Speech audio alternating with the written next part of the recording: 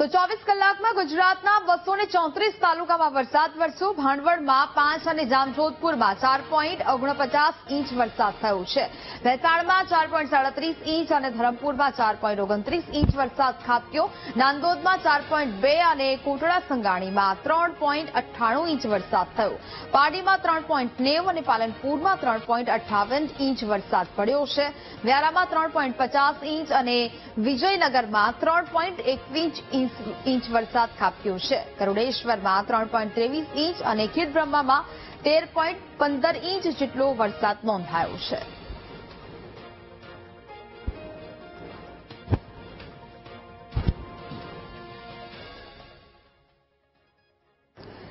તો મહેસાણામાં વડનગરના જૂની વાગડી ગામે ફસાયેલા લોકોનું રેસ્ક્યુ કરવામાં આવ્યું. ગઈકાલથી સાબરમતી નદીના પટમાં 7 લોકો ફસાયા હતા.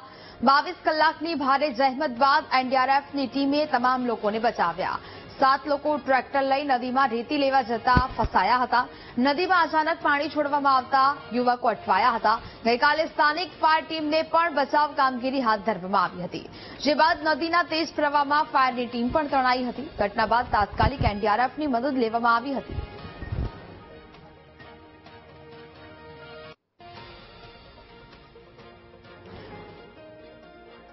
તો જે પ્રકારે આ સમગ્ર રેસ્ક્યુ ઓપરેશન છે તે કરવામાં આવ્યું. એનડીઆરએફની ટીમે તમામ ફસાયેલા લોકોને બહાર કાઢ્યા છે અને તેમનું રેસ્ક્યુ છે તે કરવામાં આવ્યું છે. ગઈકાલથી સાબરમતી નદીના પટમાં 7 જેટલા લોકો છે તે ફસાયા હતા, જેમને બહાર કાઢવાની કામગીરી છે તે હાથ ધરવામાં આવી હતી. નદીના પટમાં ફસાયેલા 7 લોકોને સહી સલામત રીતે બહાર કાઢવામાં આવ્યા છે. એનડીઆરએફની ટીમે આ કામગીરી કરી છે અને તમામ લોકોને હાલ સુરક્ષિત રીતે બહાર કાઢવામાં આવ્યા છે. મહેસાણાના વડનગર ખાતે નવા બનાવ. સંવાદદાતા સુધીર ફોનલાઈન પર જોડાયા છે. સુધીર, જૂની વાગડી ગામે ફસાયેલા લોકોનું રેસ્ક્યુ કરવામાં આવ્યું, શું અપડેટ? જે મહેસાણાના વડનગર તાલુકાની જૂની વાવડી ગામમાં સાબરમતી નદીમાં પટમાં ગઈકાલથી ફસાયેલા 7 લોકોને 22 કલાકની ભારે જહેમત બાદ સફળતાપૂર્વક આજે બહાર કાઢવામાં આવ્યા છે. એનડીઆરએફની ટીમે તમામ લોકોને સહી સલામત રીતે નદીમાંથી બહાર કાઢવામાં આવ્યા છે.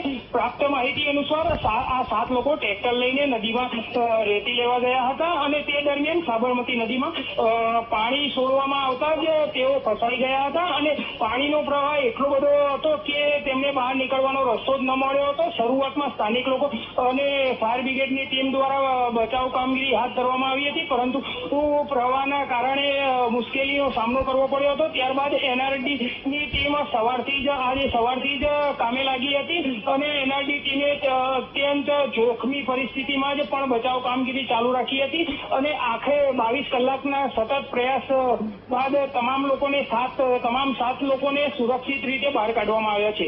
જી બિલકુલ સુધીર, જાણકારી બદલ આભાર.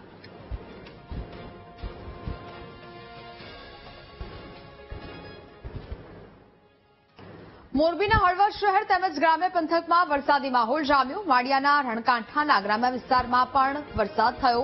ઘાટીલા, અણિયારી, મણાબા, વેણાસર સહિત ગામે મેઘમહેર જોવા મળી.